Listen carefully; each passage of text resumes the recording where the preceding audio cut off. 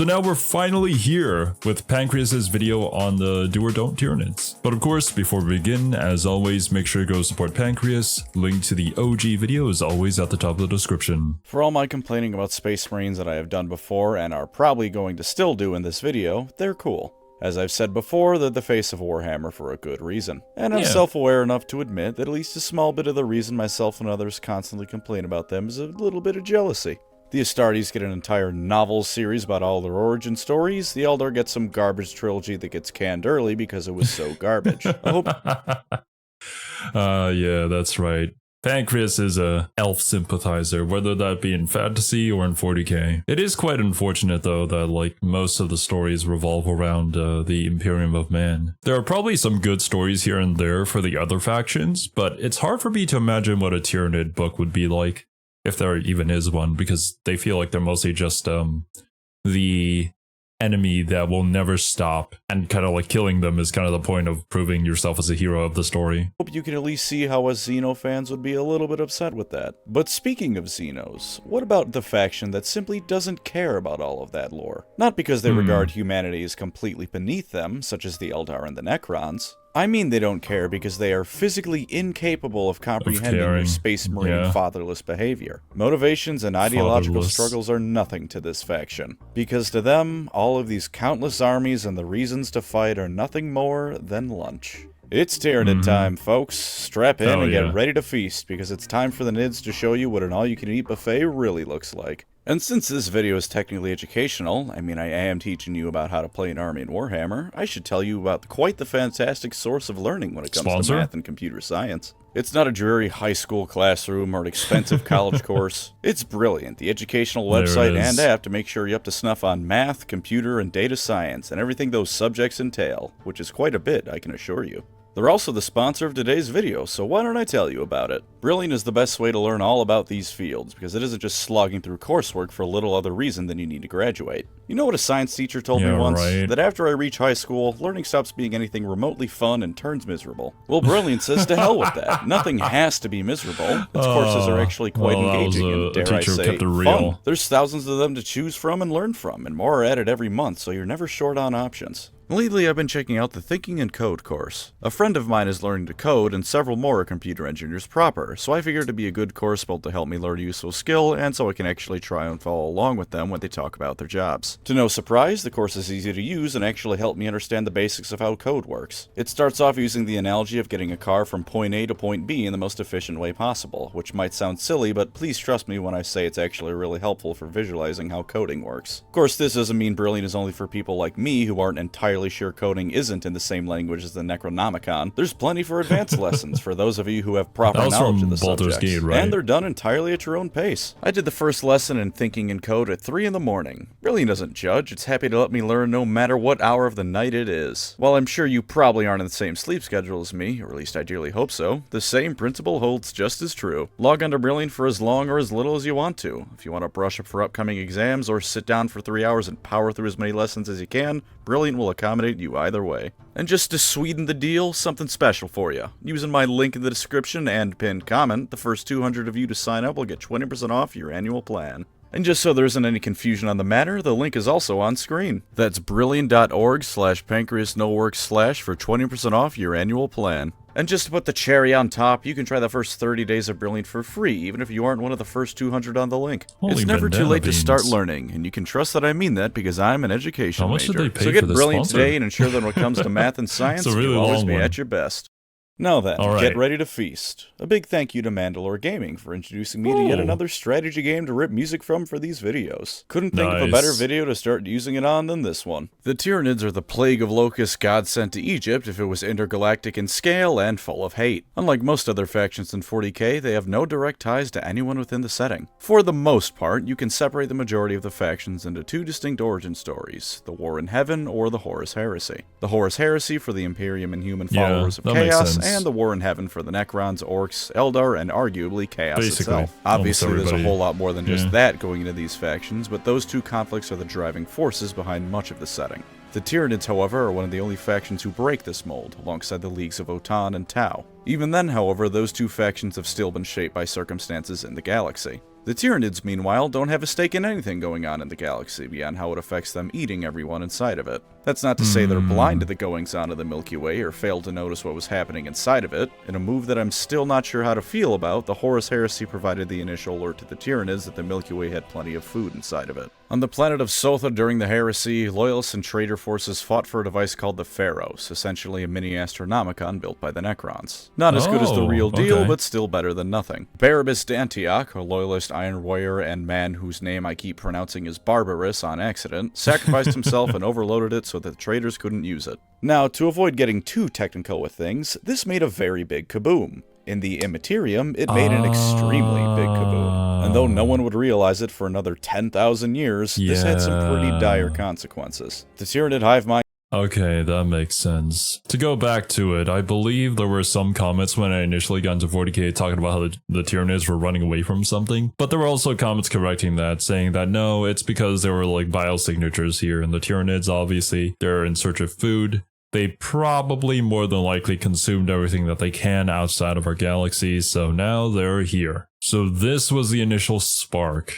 Gotcha. Mind took notice and converged on the Milky Way galaxy. It didn't take note of any conflict that might have caused such a thing, or any of the science/magic that goes into it. All it did was take the information in, analyze if it meant there was food to be found, and decided it meant there was. Exactly. Way to go, D'Antioch. I guess no good deed goes unpunished after all. I'm unsure how I feel about this, because on the one hand, it's managing to somehow tie the actions of yet another faction into the Horus fucking Heresy. On the other hand, it's Space Marines doing the galaxy, which is extremely pleasing to me. Hell.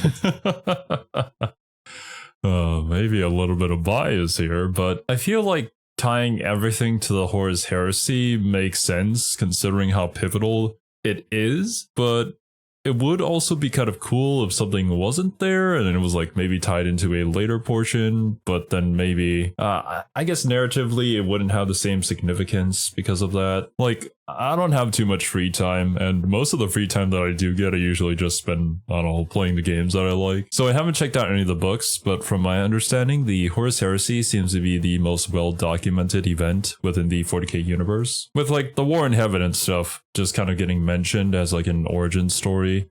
And there's probably some stories that originate there and like tell stuff about it, but nothing as well documented as the Horus Heresy. So if you wanted another event that was as pivotal as that, then it would have to be like a galaxy changing thing that I don't think is going to happen anymore. Unless, of course, if it's like an end time scenario, which considering how well 40k is doing, they probably won't attempt anything like that ever again.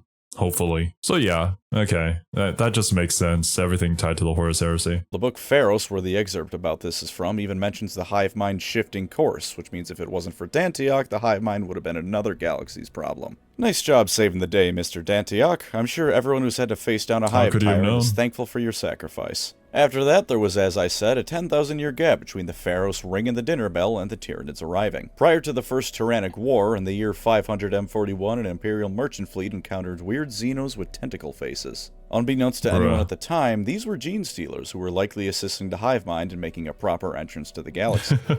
When he said Xenos with tentacle faces, I immediately thought the Mind Flayers from D&D. Like, it's pretty much the same thing. Kind of. Though they may have been there for as long as 5,000 years. The Salamanders purged them as the Imperium realized they were rather dangerous, but the true threat wasn't to become apparent for another 250 years. And then, year 745 M41, Hive Fleet Behemoth makes landfall in the galaxy. The planet Tyran is the first to fall, and the threat is named the Tyranid.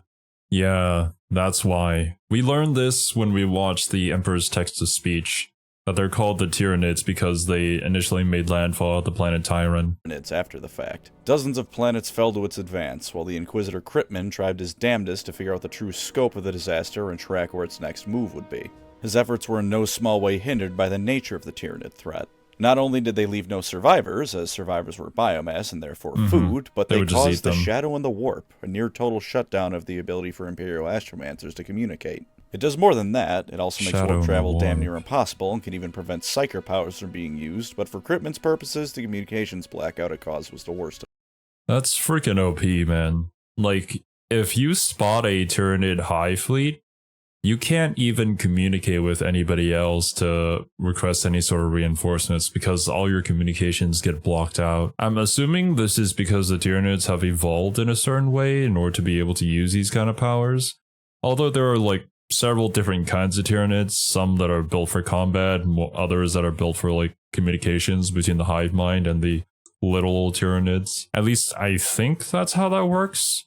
I'm kind of just assuming this from the context of my other video that I did where I learned how to play the Warhammer 40k tabletop game. And there they had a bunch of different kinds of units that you could kind of compare to, like, I don't know, units that you'd find in Total War Warhammer. At least, well, that made sense in my mind. But ultimately, like, the whole gimmick of the Tyranids is that they evolve and they grow better in order to hunt you more efficiently. So yeah, having psyker powers just makes sense. Or at the very least, not psyker powers, but like the ability to interfere with the warp. After analyzing the data, he realized there was no grand strategic plan to be had. The only thing the Tyranids were following were planets rich in biomass. And their next target was where else but Macragge, the home of the Ultramarines. Gritman managed to make it there ahead of High Fleet Behemoth, and the Ultramarines were forewarned of the threat. Even with this, the Battle of Macragge tore into the Smurfs like nothing else before it. The entire first company was destroyed, and the rest of the chapter wasn't exactly in a great state either. Although only one major world was lost, dozens of minor worlds were eliminated as well, and the Ultramarines were forced to acknowledge that a book written 10,000 years ago wasn't enough to face every single threat the galaxy might throw at them. Which makes Leandros' blind devotion to the Codex all the more confusing, since Marneus Calgar himself was the one to tell all the Ultramarines that you can't read the book for all the answers.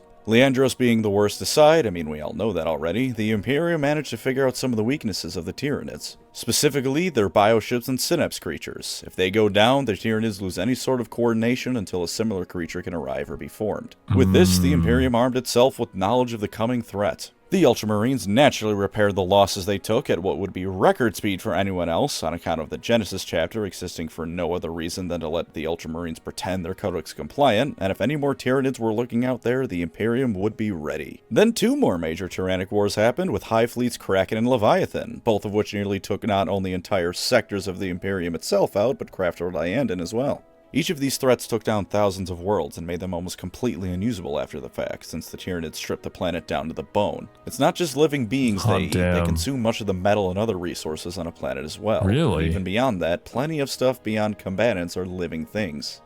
So, it's basically like a locust swarm, where it leaves the land infertile, leaves the people obviously very, very dead, and makes the planet practically unusable anymore, which is, I guess par for the course when it comes to Warhammer 40k. The Imperium man has already so much to deal with, and now they have to deal with this. Although, it's not just the Imperium of man that has to deal with it, right?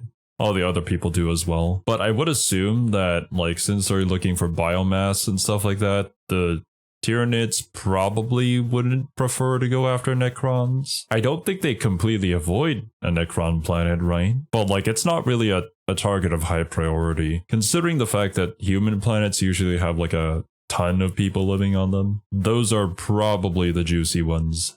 You think a planet is going to have an atmosphere after every single oxygen-producing life form on it is getting digested? Imagine what would happen in the atmosphere on Earth if someone ate the Amazon rainforest over the course of a month. And coming into 10th edition of Warhammer, it would seem that the bulk of the Tyranids are finally reaching the galaxy, or at the very least, the bulk of High Fleet Leviathan. Of note is that the previous Great Tyrannic Wars against High Fleets Behemoth and Kraken shattered the fleets and forced them to split into splinter fleets, but it would seem Leviathan's initial encounter during the Third Tyrannic War was just a taste of what was to come. Only time will truly tell if this is the bulk of the Tyranid invasion, or if there is still yet more to come. If you want my opinion, the latter's true. But that's just speculation. What are the pros and cons of these voracious monsters? Starting us off with their lore positives, if you couldn't give less of a shit about any sort of narrative taking place in the 40k universe and just want to kill, then the Tyranids are the best option for you. Everyone else has some sort of narrative, even if it's a small one. Reclaim a long-lost empire, cause havoc in the name of your dark god, conquer the galaxy for the glory of the Emperor. Even the Orcs have some grand motivations. Not many, since most of them are happy to just fight, but Gazing his great Wa is at the very least slightly more ambitious than the average greenskin. Tyranids quite simply do not care in the slightest about any of it.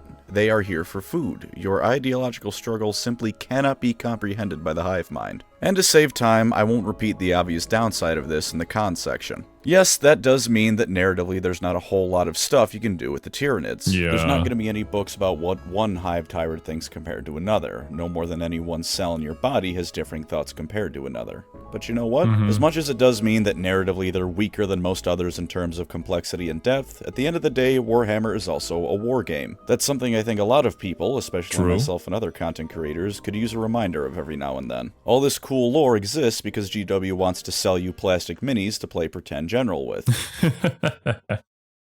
Yeah, that is a very valid and very good point. Many times when I attempt to criticize something, I always forget the fact of like what its purpose is in the first place. Warhammer having a lot of cool narrative stories that are really compelling is like an added bonus, really. So that doesn't mean that a faction that doesn't have any cool characters to root for isn't something that people wouldn't want to play. It's just a different kind of concept and a different idea that doesn't really work with the narrative storytelling, but works on the tabletop war game. As like, you know, you're just role-playing as a massive hive fleet and hive mind that wants to conquer and eat everything. Actually, now that I think about it, maybe the entire reason why I'm, like, quite interested in the Tyranids is because I used to play Cho'Gath in League of Legends.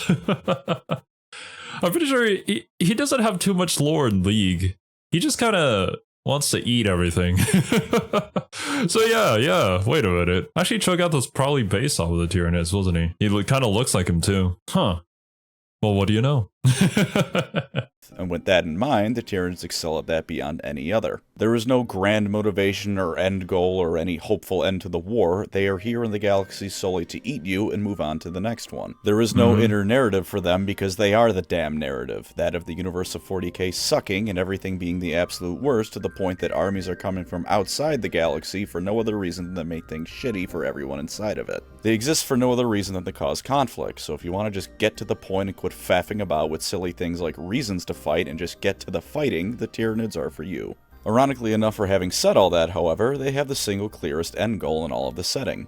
Eat everyone. Sure, most other factions have pretty clear goals, that is to say, everyone wants everyone else dealt with and gone, but they have all sorts of qualifiers and issues stemming from that. What happens when the Imperium has no more enemies to fight? If it killed off all the other threats in the real world and managed to deal with chaos once and for all? It would probably just explode because it's a relentless shithole of a government. What about the Tau? Having everyone embrace the greater good would make the Ethereals jump for joy until they have it, then they realize they have a caste system designed specifically around their own race that everyone else in the galaxy probably wouldn't be fans of. None of this applies to the Tyranids because they have a very simple and thorough two-step plan. Step 1 is to eat everyone, step 2 is move on to another galaxy to eat everyone in. There are no muddying factors to be had here. At the very most, they have to work around things like Chaos and the Necrons, which is a lot easier than you might think.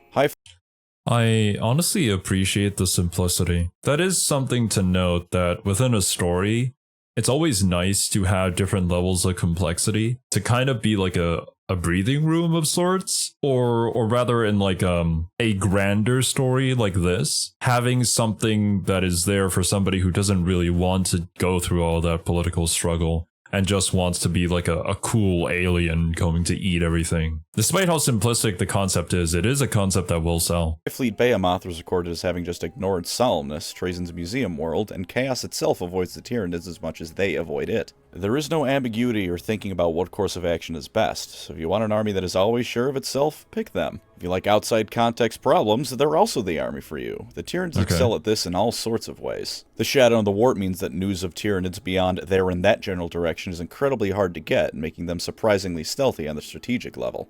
They came from outside the galaxy and have no connections to anyone in it, so naturally no one truly has an idea of just how to handle the problem beyond shooting at it. And they have a habit of making themselves a problem in the most unlikely places, because they've been recorded as approaching the galaxy from under it as well as from the sides of it, which also incidentally means that the Tyranids have a threat range far beyond the rest of the factions in the game. You can be nestled in between the most fortified worlds in the galaxy, but that doesn't mean much if the Tyranids come up from under the galactic floorboards, as it were. These lads are also generally agreed as one of the factions most likely to win 40k. The Imperium is a Really? ticking time bomb of instability. Even if it managed to wipe out all threats, I could guarantee it would fall apart under its own weight sooner or later. The Necron's end goal isn't just one thing because they're so fractured and prone to infighting. The Tau, to be entirely frank with you, having a snowball's chance in hell of conquering the galaxy as things stand now. And Chaos is both inherently self-destructive and isn't going to end times 40k True. because it's GW's flagship franchise. But the Yeah. Tyranids I mean, that's what I was saying earlier. I mean, speaking in terms of like powerful weaponry, the Necrons have that thing that can destroy the galaxy, but also like they would never use that. And yeah, as Pancreas mentioned, they're also not like one completely unified hive mind, unlike the Tyranids, who have that advantage and disadvantage depending on the situation. But overall, if they do get a leg up, then that's probably just a KO for the entire galaxy. Thinking about it like that, then yeah, I can certainly agree that the Tyranids would just kind of wipe whatever they can out. Either they do that, or they all get exterminated, which I feel like is an impossibility, considering how many there are, and the fact that we know absolutely nothing about their numbers outside of the galaxy. I mean, they've sent so many invasion forces already. Who's to say that isn't just like their advanced scouting armies, not their actual main fleets? Because we just assume that they're fleets. But you never know. Alongside the orcs are an endless tide of murderous beings that exist to cause war. Well, I mean, they exist to feed, but people generally don't want to be fed on, which leads to war with the Tyranids, so I'd say it still counts. They have the numbers, power, and will to get what they want. Semantics. Every single war against them is won only with extreme casualties. To be entirely clear, estimates on how to deal with the Tyranids involve increasing the drafts of the Imperial Guard by 500%. This involves giving pretty much every single human in 3 out of 5 of the largest divisions of Imperial space a gun and telling them to go fight. Let me translate that for you. There's no beating the Tyranids. If you're at a stage where you have to arm every single person in your empire to have a chance at beating back a threat, you've lost. Especially because the Tyranids don't just grow from fighting the Imperium. Food is food, doesn't matter if it comes from an orc, an Eldar, or a human. Compounding on this is their adaptability. When you fight a Tyranid, you may win. The hive mind then remembers exactly what happened and how you won, and produces a new bioform to counteract this. This goes on until eventually it makes a bioform you can't deal with, and you die. It's not a foolproof process, of course. The Ultramarines have beaten them, as have Iyanden and the Tau, all in major battles against major hive fleets. But combined with sheer numbers and power, this means that eventually they're going to break through. Actually, thinking about it, there could be a possibility that we fend off the Tyranid invasions if the factions ended up working together, but we know that will never happen, like in any massive scale. There will probably be like some small alliances here and there for the sake of, you know, not dying, but getting everybody on the same page like that, I feel like is the only way to beat back the Tyranids for good. And maybe even then that wouldn't be enough. I'm so curious though, what exactly is the hive mind? I imagine it's like this giant brain just somewhere out in space that's like the size of a galaxy. Actual galaxy brain.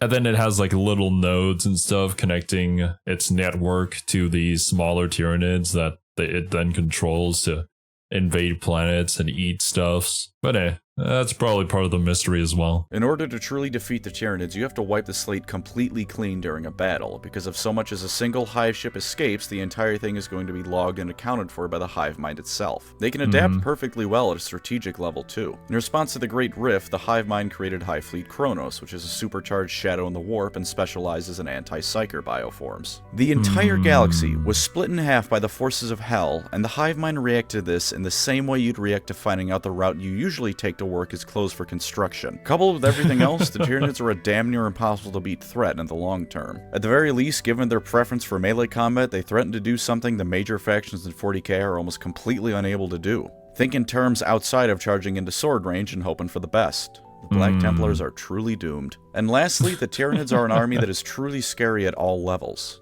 On the grand strategic level, they are a numberless horde of aliens who view the entire galaxy and all the beings within it solely as food. Estimates to take them down, as I said, require arming nearly every single human being in the galaxy, and even the orcs, who get stronger as they fight, have only done things like stalemating them at Octarius. It's telling that Inquisitor Kryptman, who, while being banished and called things like a fool and a radical for his strategies of dealing with the Tyranids, was never once said to be wrong. On the more direct side of things, gene stealers and other bioforms like lictors are absolutely horrifying. They could be anywhere at any time, and the only hint that you have that they're around could be a sudden scratching on the walls and then a flash of claws as your life ends. They tear through the strongest armor the Imperium has like it's nothing, and even on the ground level, they come at you in packs of dozens, if not hundreds. When it comes to the average person, or even some of the better warriors, such as Space Marines and Aspect Warriors, you aren't fighting a battle when you're fighting the Tyranids. You're prey.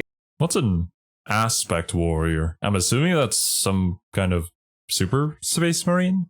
I don't think I've ever heard the term before. It's like, that's not a Custodes, or like one of the Grey Knights. Desperately trying to deal with a predator that is in almost every way you're better. Now I'm going to move on to tabletop positives, but allow me to give you a bit of a brief forewarning. After saying the rules would all be free, GW then proceeded to go nuh-uh and monetize things anyway, because goodwill is for people who don't have a monopoly on the market. So with that in mind, if the rules section isn't 100% accurate, I do apologize. I'm using datasheets posted on the Warhammer community page, so at the very least they're somewhat accurate to 10th edition. And here's this handy chart of 10th edition points on Reddit, which I will also be using. But to be entirely frank with you, I do not feel like giving GW money on something they said would be completely free and then decided to undo that promise. That is... yeah. Ugh. That's a feels bad moment, man. But honestly, at this point, like, what do you expect from GW? They're still a company, and they're gonna try to make as much money as possible. So just to be clear, I'm using the information freely available on their websites. If it's behind on balance changes, then I sincerely apologize, but I'm not giving GW money for breaking its promise. If nothing else, you can play 10th edition with these rules, even if they're not completely up to date or all-encompassing. Again, I apologize if I get something wrong as a result of this. So with all that being said, if you like Horde armies, you are in luck, because this is the 40k Horde army. Nice. See this? This little guy is a Termagant. You can take him in units of 20, and he has a gun. There's also the Hormagon version, which is largely the same, except it has 10 inches movement and can advance and charge in the same turn. Good luck killing an entire units of these in one turn. It also helps that 20 Hormagants are 140 points, and 20 Termagants is 120 points. Very Put simply, low cost. you're going to be drowning the enemy in models fast. They've even got a stratagem that can let you engage in a little bit of resurrection shenanigans, representing how the Tyranids are constantly pouring even more enemies on the table for you to deal with. Why one of these models ends with Gant and another with Gaunt, I don't know. Probably the same naming geniuses that gave us the Fulminators over an Age of Sigmar. Why don't you Termagant some bitches? Speaking of fast, a good portion of the Tyranids are very fast. I already talked about the Hormagon speed, but let's look at the Hive Crone. That is 20 inches of movement.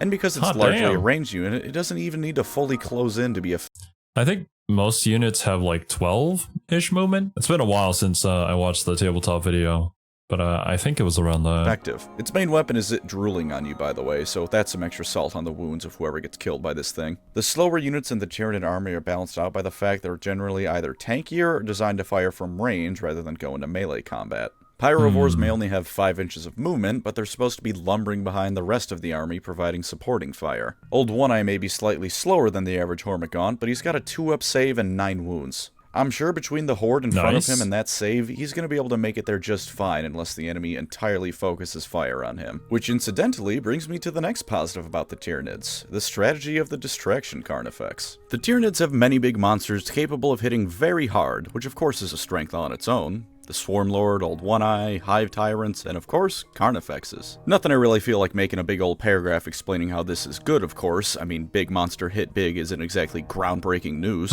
But the strategy of Distraction Carnifexes is very simple. In older editions of Warhammer, Carnifexes were very powerful, but relatively cheap for what you got out of it. They're also big and scary models. The idea is that you send this bad boy right down the middle of the board into the main enemy line. The opponent will naturally focus fire on this massive titanic monstrosity bearing down in the center line, and in the meantime, 5 billion Hormagaunts have suddenly found their way around the enemy's flank. This strategy is helped by the fact that many of the Tyranids' big scary units aren't terribly expensive, at least in a vacuum. I mean, the Swarm Lord himself is only 250 points for a melee monster that can reliably tear apart all but the most durable of other factions' own super units. This is crucial because the distraction monster is supposed to ultimately be expendable. It isn't a vital part of the army, it's supposed to soak up fire while the rest of the army advances. I think that's pretty smart design, considering the lore behind the Tyranids and them being a hive mind. Ultimately, they have a goal that they wish to achieve. Yeah, you would send in some sort of sacrificial pawn in order to make sure that ultimately you do win the battle and you do get to eat this particular biomass. And even if one of your guys dies, you can just, I don't know, produce another. Or apparently even reanimate some of them. It just sounds like a Tyranid tactic to me. While the exact viability of this strategy can vary depending on the composition of your army and the size of the game, if things go right, it forces the enemy into a perfect catch-22. Either deal with the distraction and let the real problem go unattended, or focus on the units the Carnifex or other big monster is serving as the distraction for, and suddenly the distraction model becomes the problem. Carnifexes themselves have gone in and out of viability for this purpose, but the Tyranids as a whole have plenty of big scary monsters that can serve as the perfect distraction. Big and violent enough that left unattended can cause all sorts of problems, but not expensive enough that you can't afford to actually use them as just a distraction. Theoretically, any army can do this, but part of this strategy is psychological on the enemy player. Plenty of small models in the game can cause all sorts of damage if unattended, but they may not seem super imposing because we're dealing with miniatures.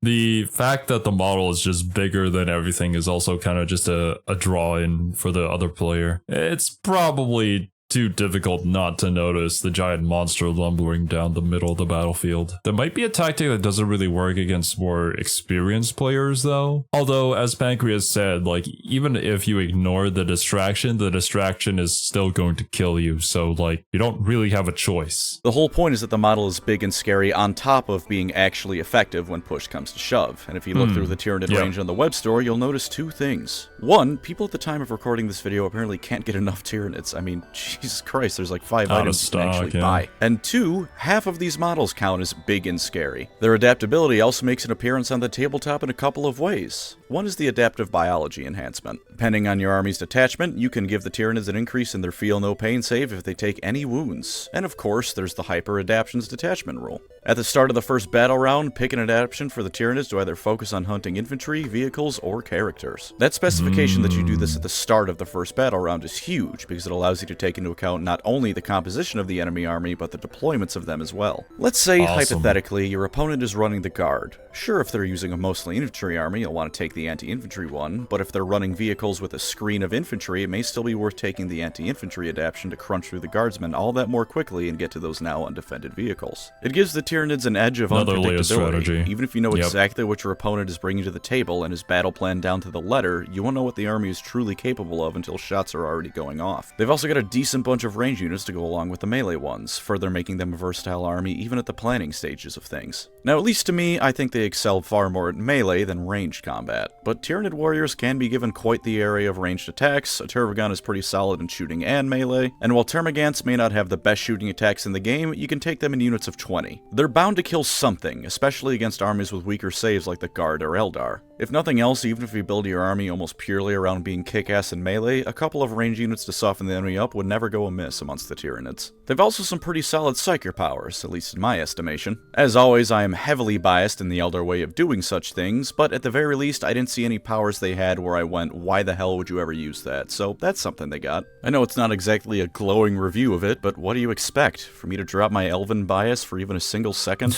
This is Warhammer, buddy, not the Elder Scrolls. These elves have my full support. For a couple of miscellaneous positives, I think, yeah, people in the Discord have suggested I watch that video. I don't know really anything about the Skyrim lore, so I could.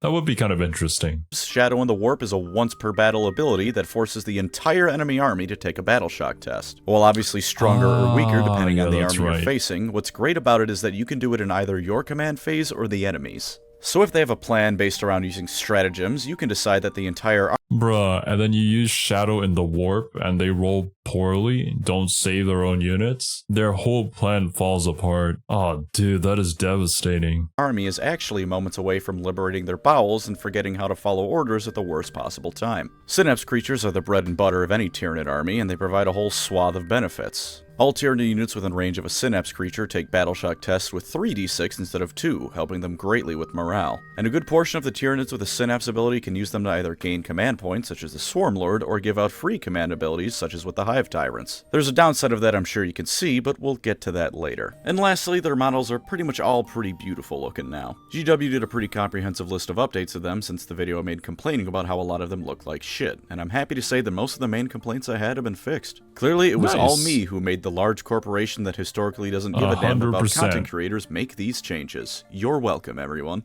The Gene Stealers in particular look much better than they did, and while it's a shame the circumcised snake that is the Red Terror is no longer available for purchase, at the very least I don't have to look at it on the web store anymore.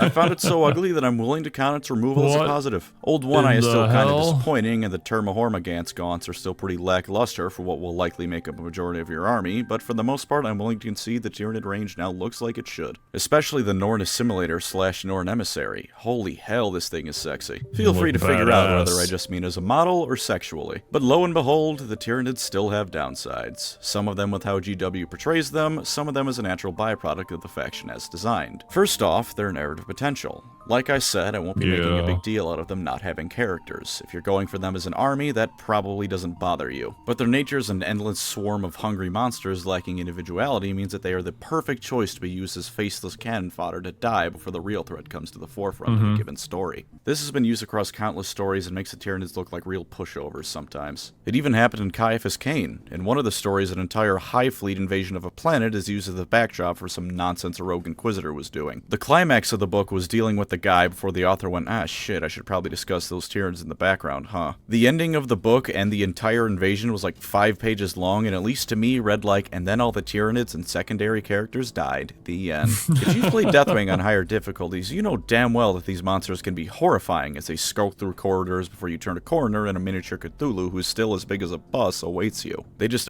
the power scaling when it comes to the story. Like, I can understand why authors would use them like that, because of their position within the narrative, and I guess their narrative potential. But realistically, within lore, they're not going to be something that people just casually deal with. And encounters with them will likely make any unit suffer heavy casualties. Which, speaking of, it's going to be super cool to see how they actually work together and fight against them in Space Marine 2. Because, I mean, yeah, we could fight them in Deathwing, but I'm a little interested to see like an updated version of that. Aren't always portrayed in that manner. Adding on to that, the Tyranids have for some time been ridden with the idea of you don't hear about Tyranid victories because no one is left to report them, translated as they are never allowed to win on screen. Now, to GW's credit, 10th edition and the Agram campaign have been doing some fixing up of this attitude. I mean, they beat the Ultramarines of all people in a narrative campaign. But that's one battle versus several years of the Tyranids constantly losing on screen because of a narrative mindset that, at best, has been poorly executed. That is unfortunate, but once again, like, given the nature of the Tyranids and how the story revolves around them, well, the stories that revolve around them, that makes sense that you never see them win, but like in lore they always win, kind of ish. Well, I can't really say always. The stories that we do get is when they do get beat back, but yeah, I don't know, it's a difficult position. I can't imagine what I would do as a writer.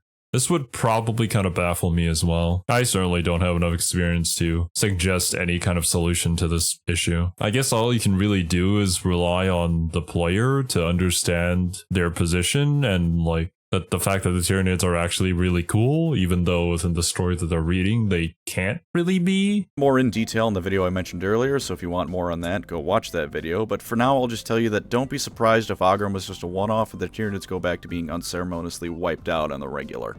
As much as it sucks, part of this is an inherent downside of the Tyranids you can't really get rid of. The Eldar, Tau, and especially the Imperium have a bevy of characters who can do implausible things because they're named characters. Call it earned skill or call it plot armor, but either way, we expect them to kick ass. Hive Tyrant number 50,742 doesn't have nearly as much personality, so to some extent it's understandable why they aren't nearly as accomplished and get gunned down to make others look cool. The extent GW takes it to is ridiculous, but on some level it's also unavoidable. You are also also completely on your own as a faction, unlike everyone else. Now you might argue that everyone's alone, or that Chaos also is unable to deal with anyone, but this is not the case. Not really. The Imperium and Tau have gotten along before, in fact frequently to deal with the Tyranids themselves. The Eldar and Imperium have allied before, as have the Craftworlds and Drukhari, and even Chaos can very tentatively deal with people like the Orcs. At the very least, everyone in the setting can tell the Orcs that guy over there called you a pussy, and that will reliably get the Orcs...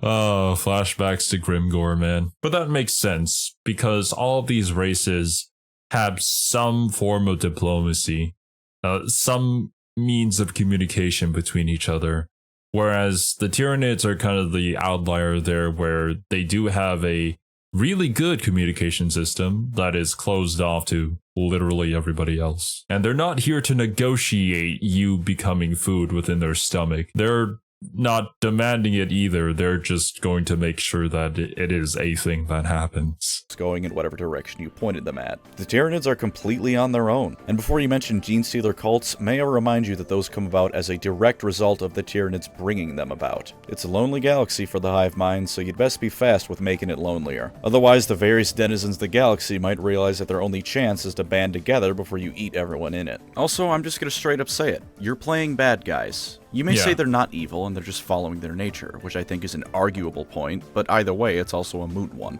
Your stated goal is to eat everyone in the galaxy before moving on to another. I feel like if this was D&D, their alignment would just be straight evil. Like evil. There isn't really anything that you can do about them except fight back if you want to survive. And even the other evil factions, they will just eat them. So like, yeah. But 40k's purpose is to play the bad guys. Like everybody's a bad guy, and that's a cool point of it, so yeah, it works out. Another galaxy to repeat the process. I don't care if it's just in their nature as a hive mind that knows only hunger. That is a negative thing to do and is at best neutral evil. You can argue about whether or not the hive mind is malicious to the end of time, but you can't argue that most people would disagree with being eaten alive. And lastly, for lore cons, is that while perhaps in a realistic sense your faction is one of the most likely ones to win, in a meta sense they're also the least likely one to actually do it. With every single other faction, there's a chance in their win condition for the setting to continue on in one way or another. If the Orcs win, they may take a page from AOS and decide to let other factions keep going in some way so they can keep fighting them. The Eldar may just go back to not caring about anyone else. Age of Sigmar. I keep saying that I should learn lore about it, but I just haven't had the time to. There's so many other things I need to learn about. I gotta get to it someday. But interesting. I guess that makes sense for the Orcs, that, you know, they love fighting so much. If they conquer everything and there's nobody left to fight, then what do? They just fight amongst each other? I feel like that would be kind of boring, so yeah. Else if they resurrect their old empire, and the Imperium, even if it won, would probably fracture into like 50 new wargaming factions for you to spend money on. Even if GW puts on their ultra stupid cap and Chaos wins again, they could always just Age of Sigmar a new 40k into existence. I mean, they've done it before. But the Tyranids? Everyone's dead. They've all been eaten. Even the Chaos Gods fade away because all the people died, which means no more soul food for the warp. There's no chance for the setting. Oh, yeah, that's right. I didn't even consider that.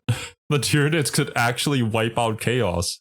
They literally wipe out everything. It's just a clean slate. That would truly be the end times. There is nothing left. That's an interesting scenario to consider, but also absolutely nothing after that. So yeah, that's not going to happen. To keep going on because the setting has been turned into a barren wasteland with nothing in it. So while we all know that for meta reasons no one will ever win, it hits even harder in the Tyranids case. As for rule downsides, buckle up because they've got some pretty hefty weaknesses. As befitting a swarm army, many individual units of the Tyranid roster aren't great, especially the Gaunts and Gants and whatever else. There may be as many Hormagaunts as there are trees in a forest, but individually they are quite shit. If you're facing off against the guard, do try and get them into position quickly, otherwise those basilisks are going to have a field day with you. Similarly, while I mentioned the Tyranid units being fairly cheap for what they bring to the table, this means the other faction's big hitting units are probably better than yours in one way or another. The Avatar of Cain, for example, is nearly 100 points more than the Swarm Lord, but between his own impressive stat block and the fact that he actually has a range attack, I'm willing to bet he'll come out on top more often than not.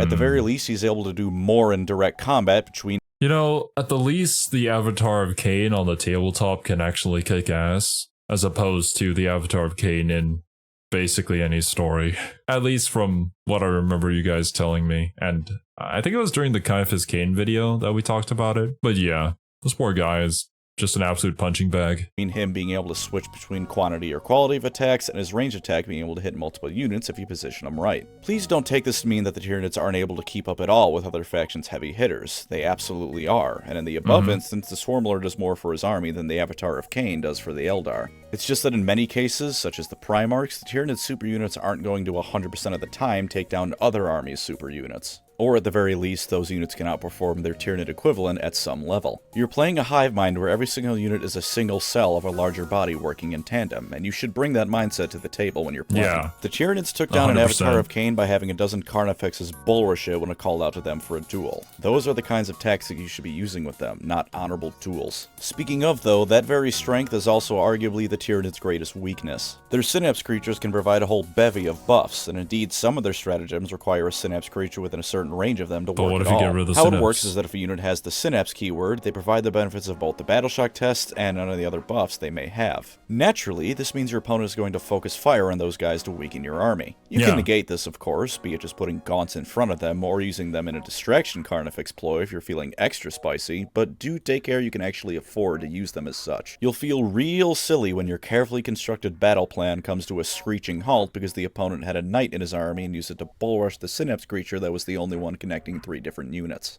And with how the new morale system works in 40k, an 8+ to leadership is actually pretty shit, so you best believe you need that extra d6 in your standard horde of 20 units. This is compounded on the fact that the range of Synapse abilities isn't great. Standard is 6 inches, with some special units bumping it up to 9. You can take Neurogons to increase the range of the Synapse creatures, but if either the Neurogons or the main Synapse creature die, you'll end up with entire units with even less chance of regaining Synapse. I feel like these are the kind of units that could be cool to use in theory, but nobody ever really brings them. For anybody who's played Tyranids or played against Tyranids, let me know. But just from my experience playing video games as a whole, like the range amplification units just usually feel like a waste of space. Benefits than normal. They've also a similar weakness to the Eldar, that of being specialized. It's a rather lore-friendly weakness, I must admit. As much as adaptability and evolution is about growing stronger to face threats, it's also about specializing to fit a certain niche. While many Tyranid units have both decent ranged and shooting attacks, just as many others are built specifically for one of those roles and are dogshit at the other. Hormagaunts have no ranged option, and the Swarmlord's only ranged option is a psychic power. Not a bad one, but that's his only option. Again, this is fitting to the Tyranid mindset and the lore. The cells in your body all have certain roles. The cells in your heart aren't doing the same thing as the cells in your brain, unless you're Padme Amidala dying of a broken heart levels of lovesick.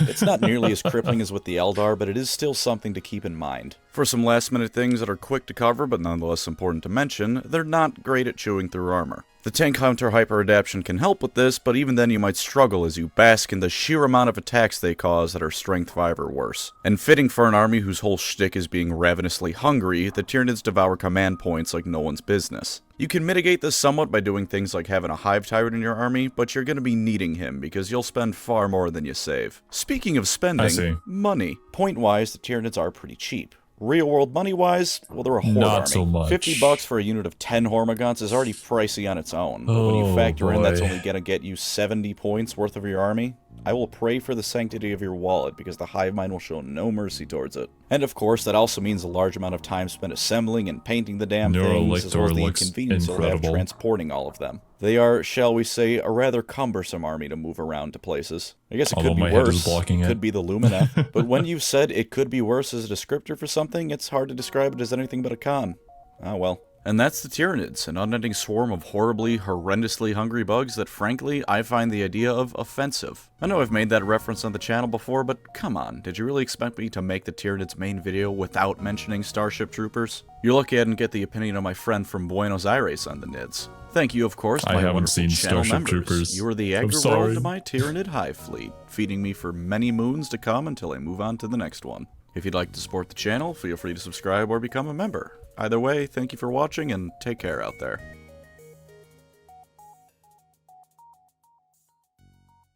I have held it in until the end of the video. Do you understand how hard it was for a hack like myself to avoid making vor jokes for an entire video on the Tyranids? It has been trying to crawl out of me like a chest burster. I have been restraining myself for all of your sakes, goddammit. I've done you all a favor, you hear me? Anyways, one time I had a dream that Sam Hyde was a fighter pilot in the Ace Combat universe, and people were analyzing his missions like sports commentators. It was weird. If you couldn't tell, I also couldn't think of a good end video joke here. Something VTubers, something else.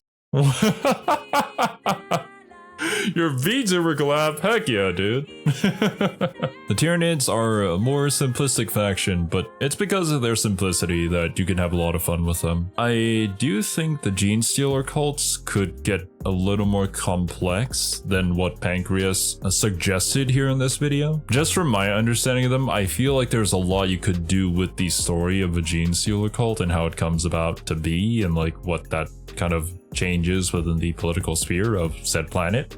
Maybe? I don't know, I'm just making assumptions here. But ultimately, the Tyranids are here to eat, and I can actually get behind that cause. But yeah, thank you guys so much for watching. I hope you guys enjoyed, and I'll catch you in the next one.